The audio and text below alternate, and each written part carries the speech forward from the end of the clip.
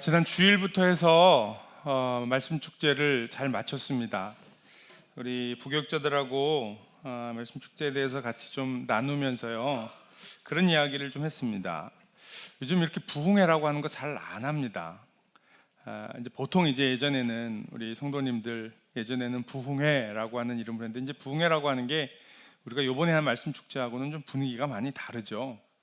그러다 보니 부흥회라고 하는 단어를 쓰기가 좀 어려워서 제가 좀 고민을 많이 했습니다. 뭐 신앙 강좌 그러면 너무 또 공부하는 것 같고, 이제 말씀 축제라고 하는 이름을 썼는데, 뭐 다른 교회들 보니까 그냥 전교인 수련회 요즘은 그렇게 많이 하더라고요. 뭐 그렇게 할 수도 있고, 이름이 어쩌든지 가네요.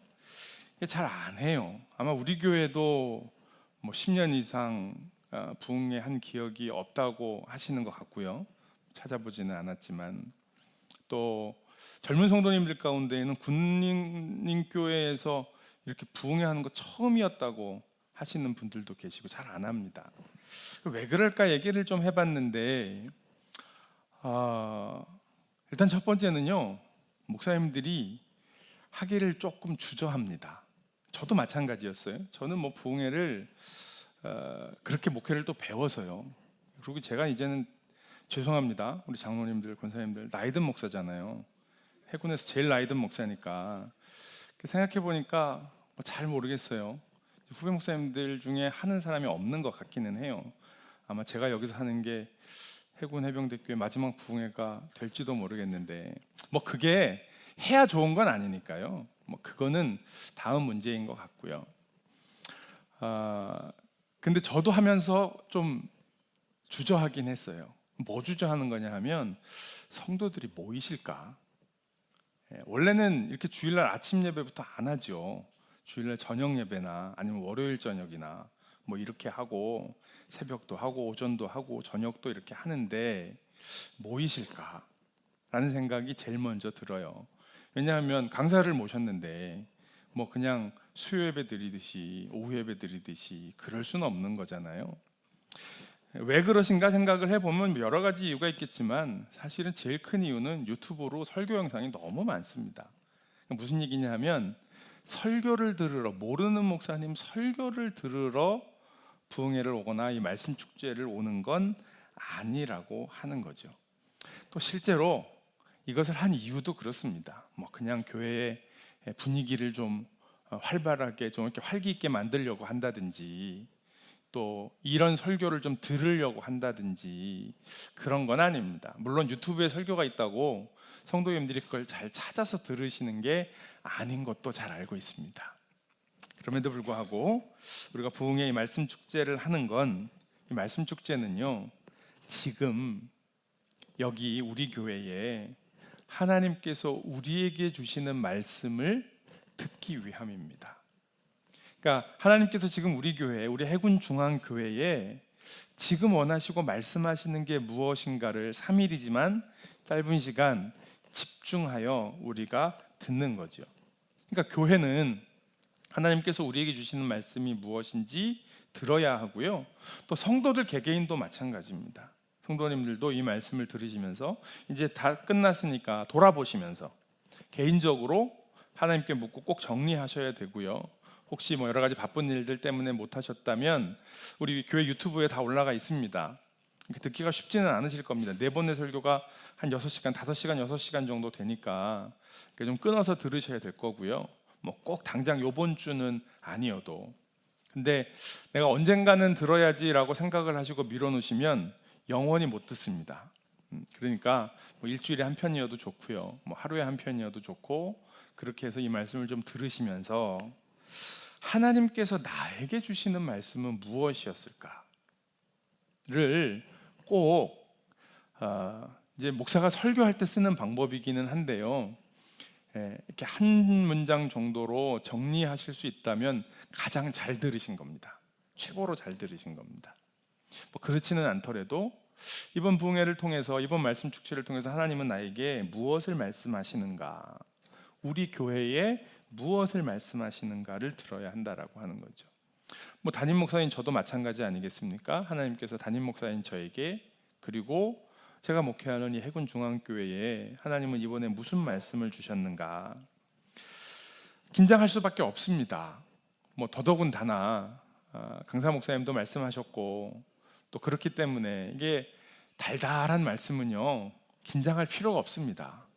뭐 먹으면 좋으니까 편하니까 단 거 먹을 때는 그게 뭐 건강에 좋건 안 좋건 간에 별로 걱정을 안 합니다. 뭐 단데도 싫으면 그거 어떻게 하겠어요? 할 수 없지. 근데 대부분 다 좋아하니까. 근데 쓰디 쓴 보약과 같은 말씀은 사실 어려운 거죠. 뭐 그렇지 않습니까? 부모님들이나 혹은 식구들에게 보약 먹이려고 하면 아우 난 써서 그거 안 먹어. 이러면 먹기는 먹어야 되니까. 그러니까 거기다가 단 걸 섞기도 하고 어르기도 하고 달래기도 하고 뭐 이러면서 좌우지간 먹게 하는 거잖아요. 감사하게 이 말씀을 잘 들어주시고 또 말씀에 도전이 되었다고 그렇게 말씀을 많이 해주셔서 감사한데 그럼에도 불구하고 담임 목사에게는 여전히 부담스럽습니다. 10년 후에 해군 해병대 교회를 어떻게 할 것인가 라고 하는 주제 자체가 부담스러운 말씀이지요. 그런데 말씀을 들으면서도 그렇고요. 저도 일주일 동안 이 말씀을 다시 한번 돌아보면서 하나님 앞에서 기도하고 묵상할 때에 이 말씀이 지금 우리에게 주시는 말씀이라고 하는 것을 부인할 수가 없습니다. 지금 우리 해군중앙교회 그리고 우리 해군과 해병대교회, 군인교회, 한국교회에 주시는 말씀이라고 하는 것을 부인할 수가 없지요. 게다가 이제 주일날 말씀을 나누고요. 월요일부터 아까 광고 시간에도 말씀을 드렸지만 이제 7월달, 8월달은 예레미야서의 말씀을 26장부터 저희가 묵상을 하고 새벽기도의 말씀을 나누는데요. 월요일날 첫날부터 말씀이 얼마나 제가 어려운지 잘 아시지만 예레미야서의 말씀은 하나님께서 남유다 백성들에게요, 이스라엘 백성들에게 바벨론에 의해서 멸망할 것이다 라고 말씀하시는 거예요. 그러니까 열심히 기도해라. 그러니까 너희가 열심히 하나님을 섬겨라. 그러니까 말씀을 순종해라가 아니라 멸망할 것이다. 이미 그 예레미야 26장까지의 말씀 갔을 때에는 이미 1차로 바벨론의 포로로 다 잡혀갔어요. 성전에 있는 기물들도 다 가져갔어요.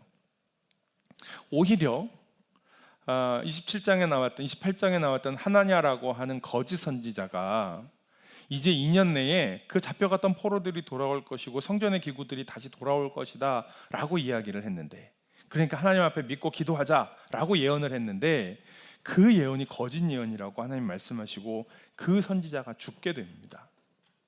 원래 예언이라고 하는 것이, 하나님의 예언은 보통 너희가 하나님 앞에 회개하고 돌아오고 말씀을 지켜 행하면 하나님께서 복을 주실 것이다 라고 하는 것인데, 예레미야서의 말씀은 완전히 반대예요. 그러니까 힘들고 어려울 수밖에 없고, 그 말씀은 우리의 현실을 외면할 수 없도록 우리가 지금 처해 있는 현실을 직면하도록 만드는 하나님의 말씀이라고 하는 겁니다. 근데 이것이 더더군다나 지금 우리에게 꼭 필요한 말씀이라고 하는 것을 부인할 수 없는 거지요. 여러분, 우리는 내가 지금 서 있는 현실을 직면하고 들여다 보아야 합니다. 물론 그것은 이게 끝이라는 이야기가 절대로 아닙니다. 그렇게 예레미야서의 말씀을 묵상하면서 다시 한번 깨닫는 것은, 그럼에도 불구하고 하나님은 예레미야 선지자를 통하여 이스라엘 백성들에게 소망의 말씀을 주신다는 거예요. 그러니까 그 말씀이요, 말씀을 묵상해 보면 말씀 중간중간에 이스라엘 백성들이 마음이 무너질까 봐, 이스라엘 백성들이 포기할까 봐 하나님께서 계속해서 말씀하시는 것을 볼 수가 있어요. 우리 예레미야 29장 11절 말씀 한번 같이 보겠습니다. 한번 같이 읽겠습니다. 시작. 여호와의 말씀이니라. 너희를 향한 나의 생각을 내가 아나니 평안이요 재앙이 아니니라. 너희에게 미래와 희망을 주는 것이니라. 아멘. 그러니까 여호와의 말씀이요, 이스라엘 백성들을 향한 하나님의 생각은 평안이지 재앙이 아니라는 거예요. 그러니까 이 말씀을 계속 하셔요. 2년 내에 돌아올 것이다, 잘 될 거야, 잘 될 거야 라고 하는 말씀은 거짓 예언이라고 말씀하시지만 70년 뒤에는 돌아올 것이다 라고 말씀하시는 거죠. 그러니까 그때까지 너희는 그 바벨론 땅에서 숫자가 줄어들지 아니하도록 너희 집을 지키고 너희 가정을 지키고 이 민족을 지키고 오히려 그 땅을 위하여, 그 성을 위하여, 그 성이 평안하도록 기도하라고 말씀을 하고 계시는 겁니다. 여러분, 우리에게 주시는 이 하나님의 말씀을 받아 우리가 무엇을 해야 하는지 오늘 또 이 7월 한 달 동안 말씀을 좀 나누기를 원합니다. 먼저 말씀 축제의 내용을 좀 제가 간단하게, 정말 간단하게 정리를 좀 해드리려고 해요. 다시 한번 좀 돌아보고 또 이 가운데 나에게 주셨던 말씀이 무엇인지 살피셨으면 좋겠습니다.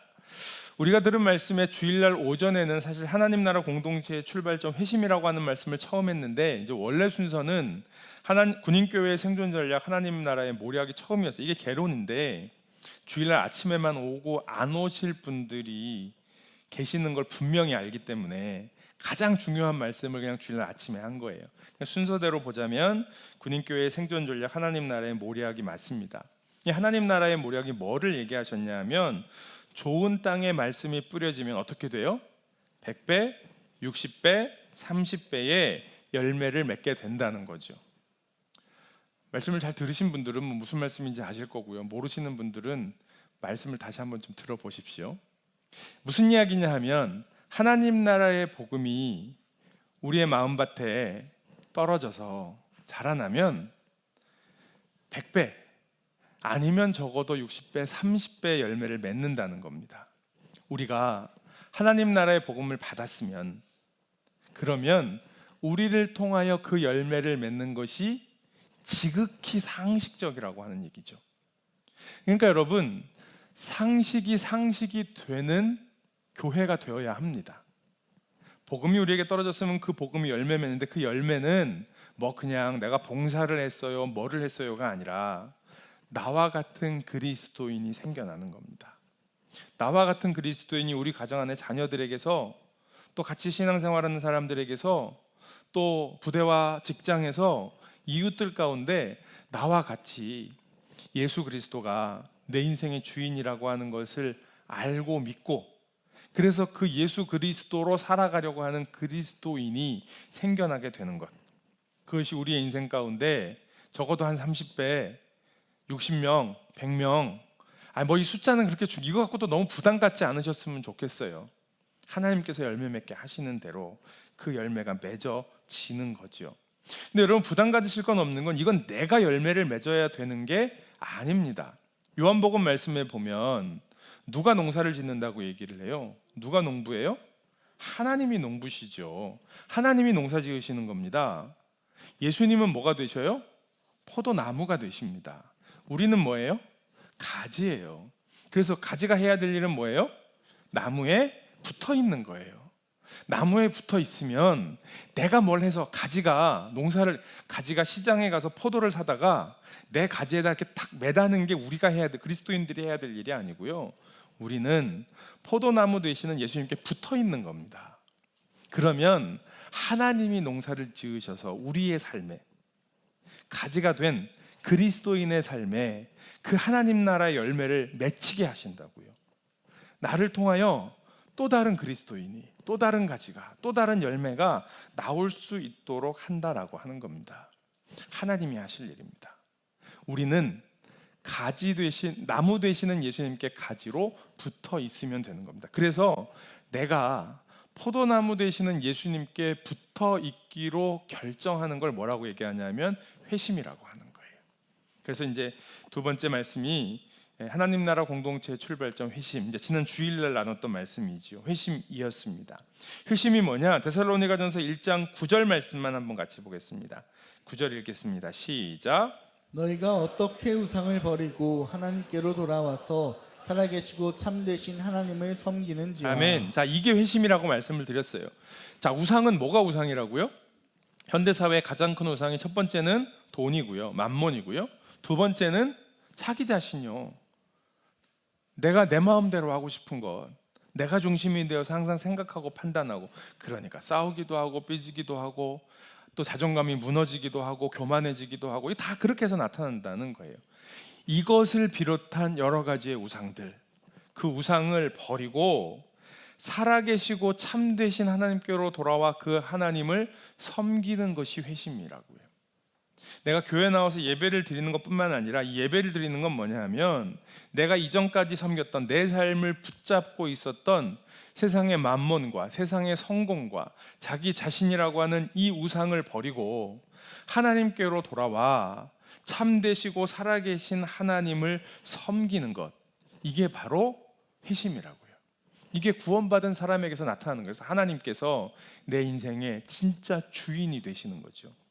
그렇게 되면 이제는 나도 다 없어지고 나는 아무것도 아닌 존재가 되는 게 아니라 나는 아무것도 아닌데 하나님께서 내 인생을 가장 귀하고 빛나고 보배로운 인생으로 삼아 주신다라고 하는 사실입니다. 그런 사람들은 10절 말씀에 보시면은요, 죽은 자들 가운데서 다시 살리신 그의 아들 예수 그리스도가 하늘로부터 강림하실 것을 기다리게 된다는 거예요. 이 주님께서 다시 오시는 것을 기다리게 됩니다.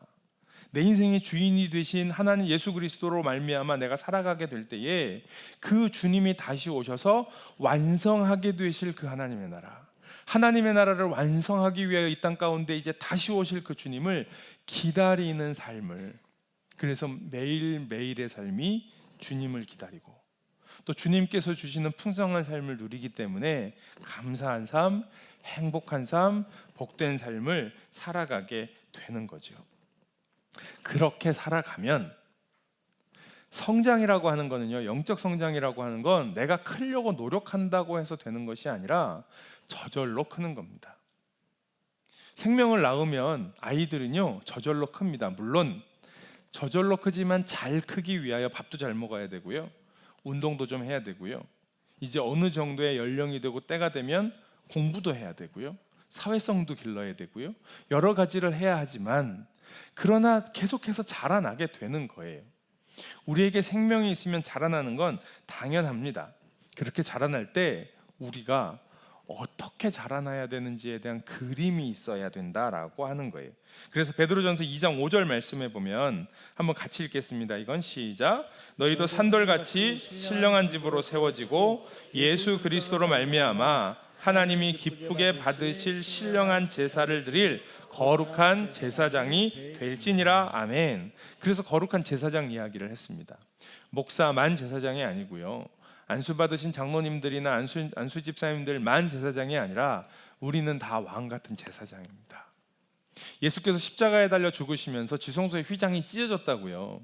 그러면서 이제는 그 지성소로 모든 하나님의 사람들이 제사장이 되어 대제사장에 들어갈 수 있는 거예요. 그래서 하나님의 그 일들을 섬기게 되는 거죠. 우리를 제사장으로 부르셨으니까 우리가 해야 될 일은 뭐냐면 그 제사장의 직분을 감당할 수 있는 역량을 키워가는 것.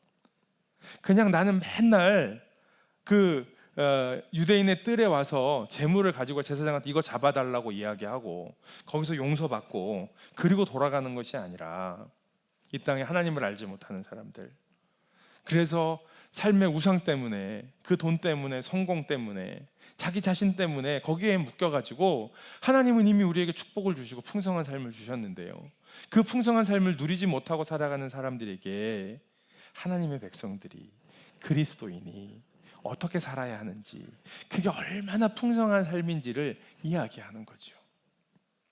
그게 성장입니다. 처음부터가 아니고요, 차근차근 하나씩 그걸 해나가는 거죠. 여러분, 태어났다고 해서 어린아이가 갑자기 20살 성인이 되지 않습니다. 갑자기 아버지가 되지 않습니다. 그 과정을 밟아가야 하는 거예요. 그러니까 그리스도인은요, 그렇게 밟아가는 겁니다. 그렇게 성장해 가는 겁니다. 그러면 어디까지 가냐면 에베소서 4장 13절 말씀입니다. 한번 같이 읽겠습니다. 시작. 우리가 다 하나님의 아들을 믿는 것과 아는 일에 하나가 되어 온전한 사람을 이루어 그리스도의 장성한 분량이 충만한 데까지 이르니. 온전한 사람, 그리스도의 장성한 분량, 여기에까지 이르게 되는 겁니다. 뒤에 14절 말씀에 보면 뭐라고 이야기하냐면 속임수와 유혹에 빠져 세상의 풍조에 밀려 요동하지 않는다고 이야기하고 있어요. 회심했는데 이제 하나님의 백성이 되었는데 자꾸요, 여러분, 사단은 절대로 우리를 그냥 가만히 내버려 두지 않습니다. 내가 말씀 축제의 말씀에 동의했다고 해서요, 그 하나님 나라 백성의 삶을 살아가도록 내버려 두지 않습니다. 의심도 넣어놓고요, 또 자기의 자존감이 무너지도록 그렇게 우리를 죄책감 가운데 몰아넣기도 하고요. 다른 사람과 비교하며 열등감 혹은 교만함 막 이런 거에 빠지기도 하고요. 뭐 여러 가지로 우리를 흔들어 놓습니다. 그런데 우리가 성장하여 온전한 사람, 그리스도의 장성한 분량에 이르게 되면 그러한 것들, 사단이 우리를 속이고 유혹하고 세상의 여러 가지 풍조들 때문에 흔들리고 요동하지 않는 삶을 살아가게 된다라고 하는 겁니다. 뭐 네 가지 영역 이런 거 말씀을 드렸어요. 그런데 이게 혼자서는요, 쓰는 것 같은데 쓰러지고 쓰는 것 같은데 쓰러지고 그래요. 그러니까 주일날 와서 말씀 드릴 때는 될 것 같은데, 그러고 나서 집으로 가면, 월요일날 직장에 출근하면 그러면 그냥 무너져 버리는 거예요. 그래서 반드시요, 이건 공동체 안에서 훈련하는 겁니다. 마지막 제대로 말씀을 못 나누시기는 했는데, 하나님 나라 공동체의 비결, 그래서 데살로니가전서 1장 6절과 7절 말씀을 한번 읽겠습니다. 같이 읽습니다. 시작. 또 너희는 많은 환난 가운데서 성령의 기쁨으로 말씀을 받아 우리와 주를 본받는 자가 되었으니, 그러므로 너희가 마게도냐와 아가야에 있는 모든 믿는 자의 본이 되었느니라. 아멘. 자, 우리와 바울과 디모데와 먼저 하나님 나라 복음을 받고 주님을 따르기로 했던 사람들, 그래서 그 주님을 따라가며 성장하고 있는 그들과 그들이 따르고 있는 주님을 본받는 자가 되었습니다. 이게 공동체 안에서 일어나는 겁니다. 그리고 그렇게 주님을 따르는 자와 주님을 따르는 본받는 자가 되면 그걸로 끝나는 것이 아니라 7절 말씀에 모든 믿는 자의 본이 됩니다. 내가 주님을 따라가면 주님을 알지 못하는 사람이 나를 보고 주님을 따르게 된다는 거죠. 여러분, 이게 교회입니다. 교회는 이 안에 주님을 따르기 시작했던 시간의 순서도 있고요, 또 시간의 순서와 다르게 믿음의 분량도 있고요, 좌우지간 우리가 다 주님을 따르고 있단 말이에요. 주님을 따르는데 이렇게 한 줄로 딱 줄 맞춰가지고요, 그냥 손잡고 아무도 한 걸음도 더 먼저 나가면 안 돼, 이러고 가지는 않는단 말이에요. 그렇잖아요, 그렇죠? 그래서 어떤 사람은 저만큼 가 있기도 하고요, 또 어떤 분은 이만큼 뒤쳐져 있기도 해요. 그런데 좌우지간 우리가 하나님의 나라라고 하는 그 목표를 향하여, 우리에게 본이 되시는 예수 그리스도를 향하여 같이 쫙 가는 거예요. 여러분, 이 본이 된다라고 하는 게 늘 우리 그리스도인들에게 큰 짐이기는 합니다. 내가 본이 된다고, 난 본이 될 수 없는데 라고 하는 짐이 우리 가운데 있어요. 그런데 본이 된다라고 하는 건 요렇게 하는 거야 라고 하는 딱 정해진, 아니면 100% 완벽한, 100% 완벽하진 않아도 뭔가 그럴듯한 모습이 되어야 본이 되는 게 아니라고 하는 거예요. 그리스도인의 본은 뭐냐 하면 예수 그리스도를 따라가는 모습이 본입니다.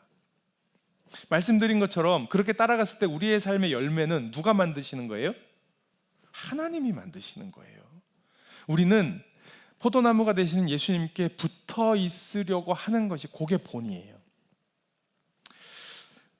이 하나님 나라 복음의 이 과정이나 교제나 뭐 이런 내용들을 뭐 지금 갑자기가 아니고요, 김재성 목사가 와서, 김재성 목사가 하는 게 아니고 이미 코로나 끝날 즈음 되어서요, 아니죠, 코로나 전부터네요. 2018년 정도부터니까 그때부터 해서 뭐 우리 해군 해병대뿐만이 아니라 군종 목사님들이, 군인교회 목사님들이 계속 이걸 가지고 지금 하면서 여러 가지로 훈련도 하고, 목사님들끼리도, 그래서 목사님들끼리도 1대1로 지금 이걸 가지고 성경 공부도 하고 있고요, 또 이걸로 전도하고 있고 이렇게 하고 있습니다. 코로나가 끝날 즈음이니까 아마 22년도 말이었던 하반기였던 것 같아요. 이제 해군 해병대 목사님들이 다 그때 진해에 모여가지고요, 이제 코로나 끝나가는데 어떻게 우리가 목회할 건가, 그러면서 여러 가지 이야기들을 한 1박 2일 같이 나누었습니다. 그러면서 코로나로 겪고 있는 여러 가지 어려움들, 또 앞으로 무엇을 해야 될지 궁금함들, 막혀있는 부분들을 같이 모여서 이야기하고, 또 어떤 목사님들은 나는 그걸 이렇게 해봤는데 이런 방법들이 있는 것 같더라, 그 부분은 여전히 힘들고 어려운데 우리가 가지고 있는 한계이기는 하지만 우리가 기도하면서 이렇게 해보자, 지금 당장은 안 되는 것 같지만 우리가 성도들하고 같이 기도하면서 이렇게 하면 하나님께서, 하나님 사랑하신 해군과 해병대 교회에 그 일들이 이루어지도록 하시지 않겠느냐, 뭐 이런 이야기들을 나누었습니다. 그렇게 1박 2일을 하고 이제 각자 다 자기의 교회로 돌아갔는데요, 한 목사님이 이제 다 끝나고 나서 집에 가서 저한테 카톡을 하나 보내줬어요. 이 카톡의 내용이 뭐였냐면, 목사님, 신학을 공부하고 또 목사가 되어서 목회를 하면서 그동안 존경하는 목사님들을 많이 만났습니다. 와, 조 목사님 대단하시다. 존경하는 목사님들은 참 많이 만났는데 나도 닮고 싶다라고 하는 목사님들을 이제 보게 된 것 같습니다. 이런 이야기를 하셨어요. 제 그 말씀이 저에게 굉장히 큰 위로가 됐습니다. 무슨 이야기겠어요? 존경한다라고 하는 건 잘하시기는 하는데 내가 저렇게 될 수 있을까? 잘 자신 없는 거죠. 그런데 본받고 싶다는 얘기는 뭐예요? 뭘 엄청 잘하셔서 그런 게 아니라 저렇게 하나님 앞에서 몸부림치고 고민하고 애쓴다면 나도 같이 고민하고 애쓰고 몸부림칠 수는 있겠다. 그거 아니겠어요? 저는 그 이야기를 그렇게 들었어요. 사랑하는 성도 여러분, 우리가 교회 안에서 신앙생활하는 건 그겁니다. 나도 저렇게 하나님의 말씀대로 살아보려고 애쓰고 노력하고 해봐야겠다. 왜냐면 저분도 하시니까. 저분도 분명히 약점이 있고 저분도 인생에 상처가 있고 어려움이 있는데 그래도 포기하지 않고 하시니까. 그리고 보니까 하나님께서 하시는 일이 있는 것 같아요. 그러니까 나도 한번 그렇게 해봐야겠다.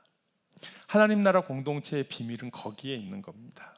결국 우리가 해야 할 일은 그겁니다. 우리가 하나님 나라의 백성으로 그 하나님이 주시는 풍성함을 누리기 위하여 우리가 함께 그 길을 같이 걸어가는 거죠. 그러면 같이 성장합니다.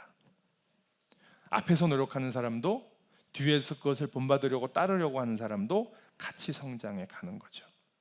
이게 바로 하나님 나라 공동체 교회라고 하는 거죠. 여러분, 그래서 이제 우리가 무엇을 해야 할까? 그런데 우리가 사도행전 말씀을 새벽기도 말씀으로도 봤고요. 지금 오후에도 보고 있지만 성경에 보면 그리스도인이라고 하는 이름을 누가 받았어요? 안디옥 교회에서 받았어요. 우리 오늘 말씀 중에 26절 말씀만 한번 같이 읽어보겠습니다. 26절 말씀 한번 같이 읽습니다. 시작. 만남에 안디옥에 데리고 와서 둘이 교회에 1년간 모여 있어 큰 무리를 가르쳤고 제자들이 안디옥에서 비로소 그리스도인이라 일컬음을 받게 되었더라. 아멘.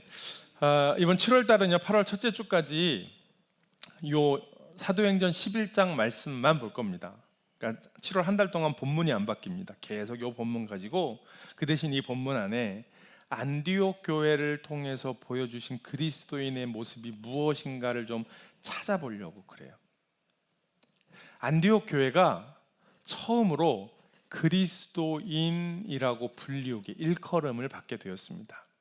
이건 그냥 좋은 의미로, 그러니까 안디옥 교회 교인들이 자기들끼리 야 우리 뭐라고 할까? 야 우리 그리스도인이라고 하자. 이렇게 한 게 아닙니다.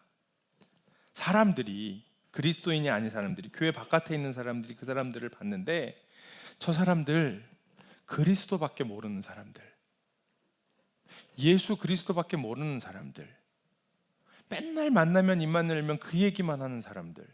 아니 쟤들은 무슨 재미로 사는지 몰라. 맨날 교회가 맨날. 아니 일요일 날만 교회 가면 됐지. 일요일 날 뭐 좀 약속 좀 하자고 하고 뭐 모임 좀 하자고 그러면 맨날 교회 간다고 그러고 안 모이는데 그럼 월요일 날 하려고 했더니 월요일도 중보기도 하러 교회 간대. 화요일 날 했더니 화요일은 전도팀 하러 간대. 수요일 날은 성경 공부하고 저녁엔 또 예배 드리러 간대. 목요일 날도 또 뭐 봉사가 있어서 간다네. 금요일은 구역 예배 한다네. 쟤들은 맨날 그래 맨날. 이렇게 얘기하는 사람들이 그리스도인이었습니다.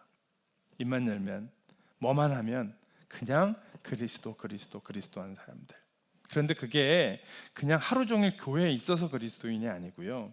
그들의 삶을 통하여 그들의 고백을 통하여 그렇게 나타나게 되는 거죠. 그 그리스도인이 어떤 그리스도인인지. 그런데 우리가 이번 말씀 축제를 통해서 배운 말씀들을 보면 적어도 그리스도인은 이런 것들을 가지고 그게 이제 안디옥 교회를 통해서도 볼 수 있게 돼요. 그게 뭐냐면 첫 번째는 회심입니다. 계속 말씀을 드렸죠. 그리스도인의 가장 중요한 게 뭐냐면 회심입니다. 회심.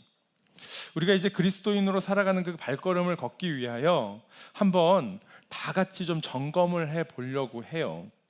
그래서 이왕 말씀을 듣고 우리에게 도전이 되었으니 이 교제를 가지고 우리를 좀 점검하는 일들을 좀 하려고 합니다. 그래서 광고도 드렸고 또 우리 주보 나가는 카카오 채널에 보시면 예배 시간에 핸드폰 보시는 게 별로 안 좋지만 한번 이렇게 좀 열어보십시오. 거기에 보시면 주보 바로 밑에 풍성한 삶으로의 초대 첫걸음 신청이라고 하는 버튼이 있습니다. 그거 눌러보시면 거기 들어가시면요 한번 해보세요.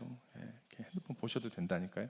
들어가 보셔요. 들어가 보시면 일단은 첫걸음을 뭘 하려고 하냐 하면 풍성한 삶으로의 초대와 첫걸음이라고 하는 교제를 좀 하려고 해요. 이걸 가지고 성경 공부를 좀 해보려고 합니다. 왜 그러냐 하면 첫 번째, 나의 회심을 좀 점검해 보자고요. 물론 우리가 그렇다고 회심을 안 해, 그러면 목사님 제가 지금 교회를 다닌 지가 언젠데 제가 회심을 안 했다는 얘기입니까? 제가 구원받지 못했다는 얘기입니까? 그렇지 않습니다. 거기 여러분 보시면 그 채널에 들어가서 이렇게 보시면은요, 신청하신 동기는 무엇인가요? 그렇게 해서 세 가지의 질문인데 거기 하나 찍으시는 건데요. 첫 번째는 뭐냐면, 다 핸드폰 열어보셨습니까? 열어보신 분만. 귀찮으시군요. 그러면 그냥 들으십시오. 나중에 보시고. 열어보신 분만 저랑 같이 한번 읽겠습니다. 어딘지 찾으셨죠? 네, 저랑 같이 한번 읽겠습니다. 시작. 나는 하나님의 나라에 대한 확신이 있는 회심한 사람입니다. 이번 공부를 통해 다른 분들의 회심을 돕기 위해 신청합니다. 그러니까 뭐 이렇게 말씀 축제도 들었고 목사님 설교도 들었는데, 분명히 나는 헛된 우상을 버리고 살아계시고 참되신 하나님을 향하여 돌아선 삶이 이전의 인생에 언젠가 있었어요.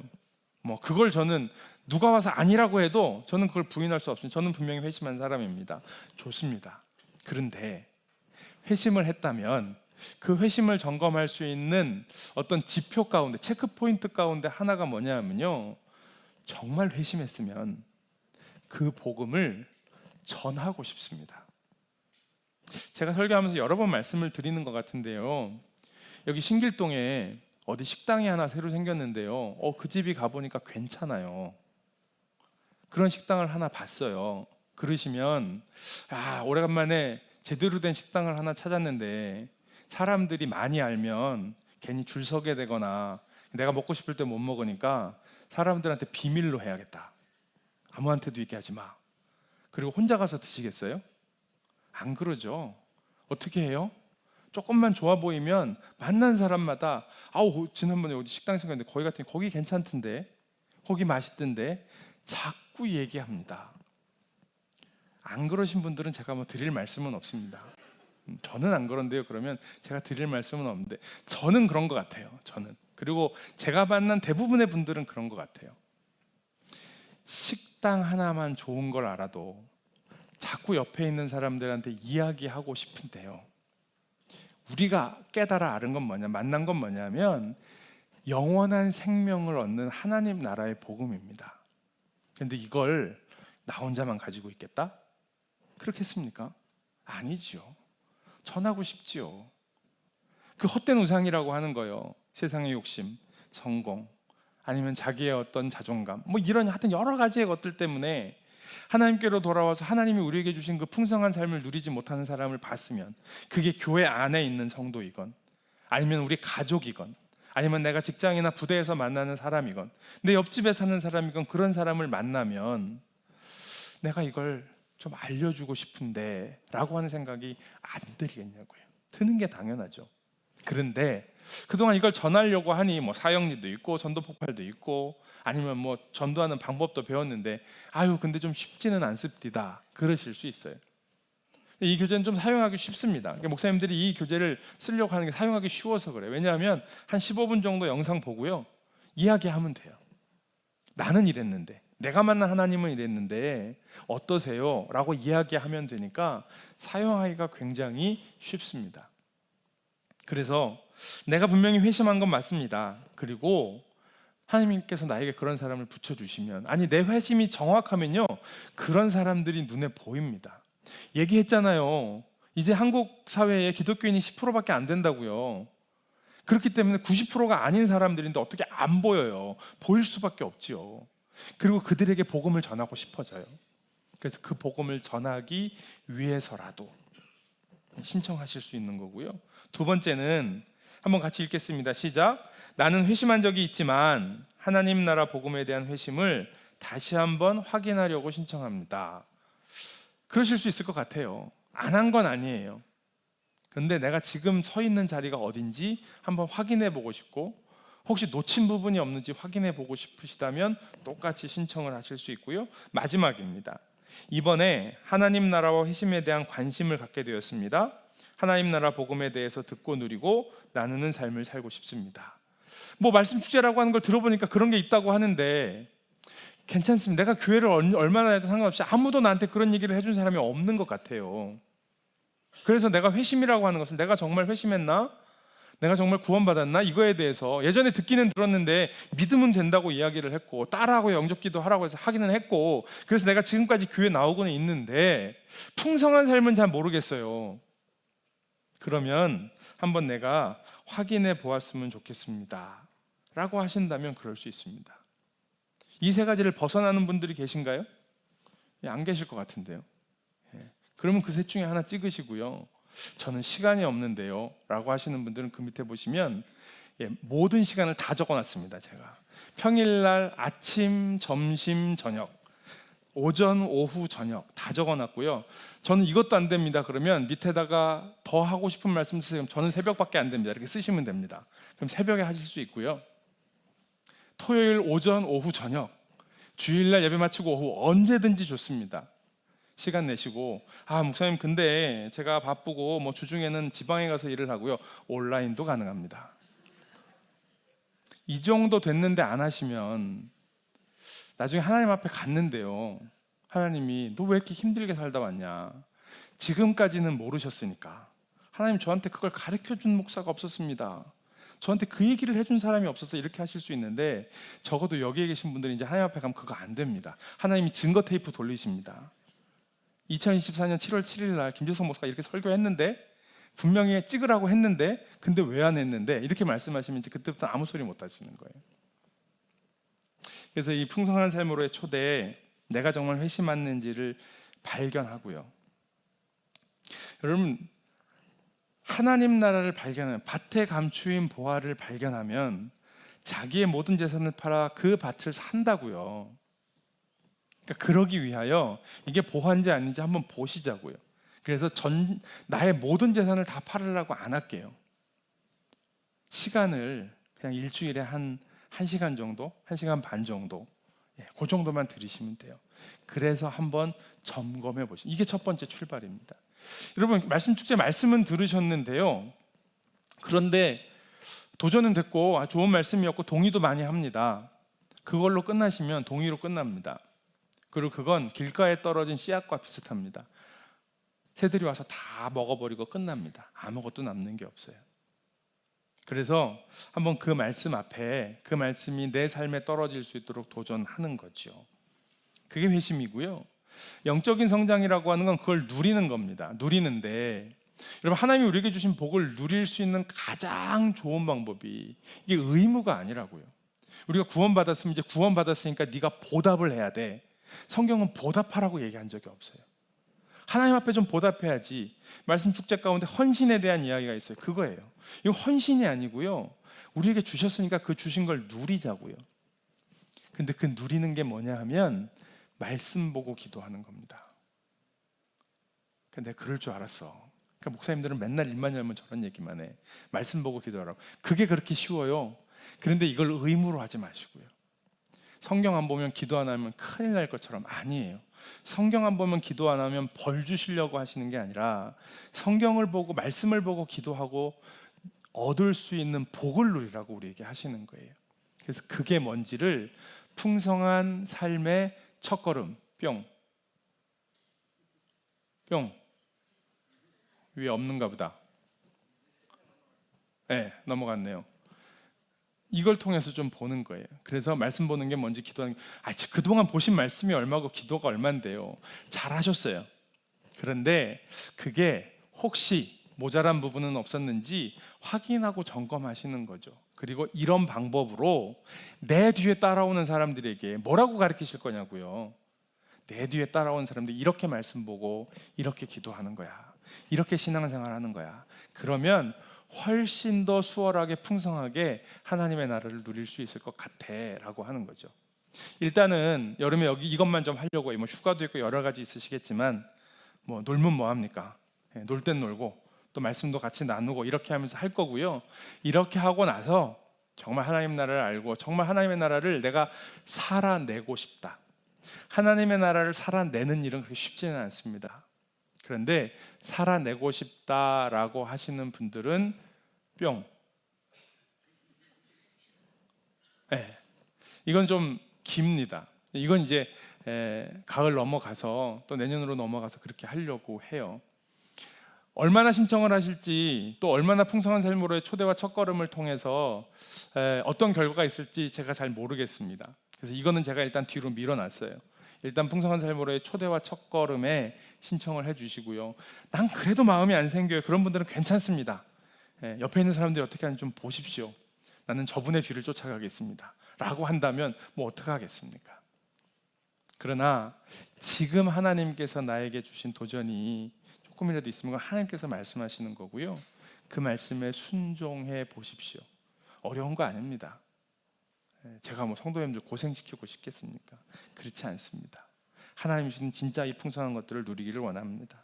그렇게 했을 때 이 풍성한 삶을 어떻게 누리느냐? 공동체 안에서 하는 거라고 하는 거죠. 교회라고 하는 공동체, 구역이라고 하는 공동체 안에서 그것들을 해나가는데 이제 그것들을 해나가자고 말씀을 드리는 거예요. 안디옥 교회 교인들이 그리스도인이라고 불리움을 받게 되었습니다. 이름은요, 정체성입니다. 창세기 17장 말씀에 보면 하나님께서 아브라함을 부르시고 아브라함과 약속하실 때에 이제 아브라함, 내 이름이 이제는 아브라함이 아니라 아브라함이라고 하리라. 아브라함은 너를 여러 민족의 열국의 아버지가 되게 할 것이니라. 그리스도인도 마찬가지입니다. 우리가 그리스도인이라고 불리움을 받는 것은 우리의 정체성입니다. 예수 그리스도 때문에 사는 사람들, 예수 그리스도 때문에 풍성해지는 사람들, 예수 그리스도 때문에 행복한 사람들, 예수 그리스도로 다른 사람들을 행복하게 할 수 있는 사람들, 예수 그리스도로 생명을 얻는 사람들이라고 하는 거죠.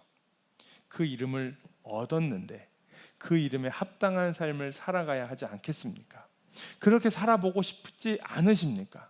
이왕 예수 믿는 건데 지금까지 내가 그리스도인으로 살아왔는데 혹시 나의 삶 가운데 그럼에도 불구하고 아직도 부족하거나 아직도 무엇인가 풍성하지 못한 그런 부분이 있다면 그 부분들을 채워가는, 그 풍성함을 누리는 그 열매를 맛보는 우리 모두가 되기를, 우리 해군중앙교회 되기를 주님의 이름으로 간절히 축원합니다.